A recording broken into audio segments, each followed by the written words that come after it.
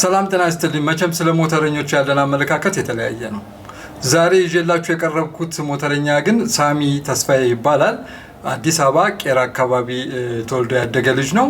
ባለፈው ማክሰኞ ጠዋት ወደ ቤተክርስቲያን ሲሄድ አንድ ሚኒባስ መንገድ ላይ ሃይላንድ የሚለቅም ልጅ ሳር ቤት አካባቢ ይገጫል።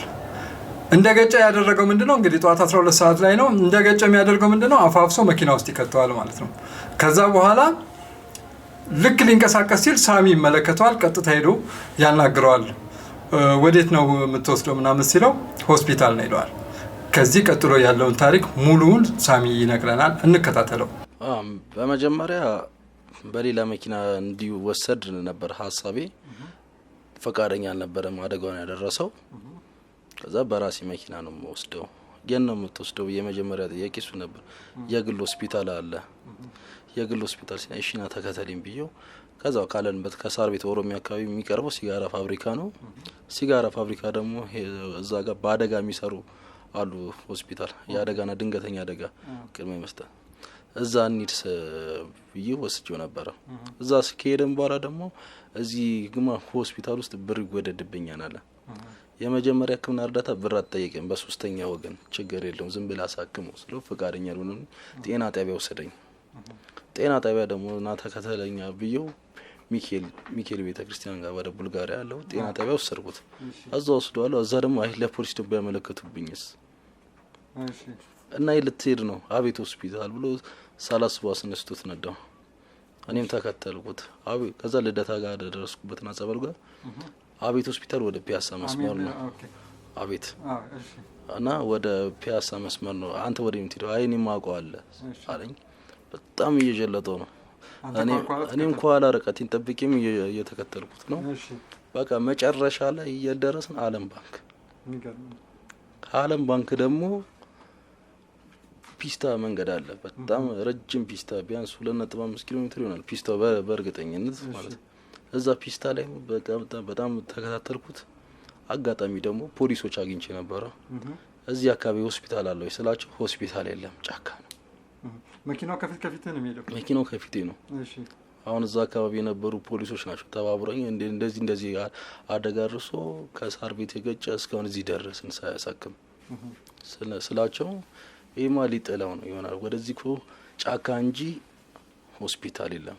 ሞተሬ ላይ ወጥቶ ቶሎ ብሎ ደረሰበት። እሱ ነው ያስጣለልኝ ፖሊሱ። ከዛ ሕክምና ወደ ጤና ጣቢያ ገባ። የት አካባቢ ፖሊስ ጣቢያ ነው? እንትን ወደ ከአለም ባንክ ወደ ውስጥ ገባ ብሎ ነው። እዛው መንገረኛ ፖሊስ ነው የተባበረ። ከዛ እሱ ወደ ጤና ጣቢያ፣ ከጤና ጣቢያ ደግሞ ወደ አለርት ተወሰደ። ያው ከዛ ከአለርት በኋላ ፖሊስ ምናምን ኮንታክት ያደርጋሉ። ያው አሁን የካሳንቺስ ፖሊስ ጣቢያ ነው ያለው ጉዳዩ ማለት ነው። ልጁ ጉዳቱ ምን ያህል ነበረ የተገጨው ልጅ? ጉዳቱ ገና አልትራሳውንድ ዘገየብን ብሎ ነበረ። ጉዳቱን አሁን እርግጠኛ የሆንኩበት ነገር የለም በሱ ጉዳይ። ገጩስ በምን አይነት ሁኔታ ነው ያለው? ገጩ በሰዓቱ ታስሯል። አሁን ያለበትን ግን አላወኩም። አሁን ሳሚ እንደዚህ አይነት ክትትል ስታደርግ አሁን ብዙ ጊዜ ሰው ገጭቶ ያመልጣል እና ብዙ ጊዜ ሰዎች ለመከታተል ሰውን ለማዳን ሙከራ ላያደርጉ ይችላሉ። ምክንያቱም ሪስክ አለው ብለው ያስባሉ።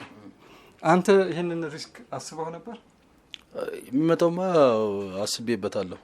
ግን አንደኛ ነገር ልጁም ያሳዝናል። የጎዳናም ልጅ ነው። ተገጭቶ ወይ ተጥሎ ቤት የሚያስታምመው የሚንከባከበውም የለም። እንደ ቸልተኛውንም የምታልፈውን ጉዳይ አይደለም። እና እሱን ነው ከግንዛቤ ያደረኩት። አሁን ገጩ በስር ላይ ነው ብለኛል። ያም የጎዳና ልጅ ሆስፒታል ነው። አሁን ሆስፒታል ውስጥ ይሄንን ልጅ ማን ነው ትሪት የሚያደርገው? እሱን እስካሁን እርግጠኛ ግን ቤተሰቦቹ ግን ትሪት እንደሚያደርጉ ቃል ገብቶልኛል። የገጪዎቹ ማለት ያኛው ቤተሰብ የለው ማለት ጊዜ አድራሻቸው አለ። ገጩ በስልክ አለኝ። የገጪው የራሱ የሾፌሩ በስልክ አለ። ኦኬ። የፖሊስ ጣቢያ ውስጥ ሰዎች የፖሊሱ የተባበረኝ የፖሊሱ የሱ አለ። በጣም የሚደንቅ ነው። ጥሩ ስራ ነው የሰራው። እግዚአብሔር እድሜና ጤና ይስጠው። ሁሉም የሱን አርአያ ተከትሎ እንደዚህ አይነቶችን ነገሮች ተከታትሎ ወንጀለኞችን በመያዝ ማጋለጥና ለህግ ማድረስ ተገቢ ነው ብዬ አምናለሁ። አመሰግናለሁ።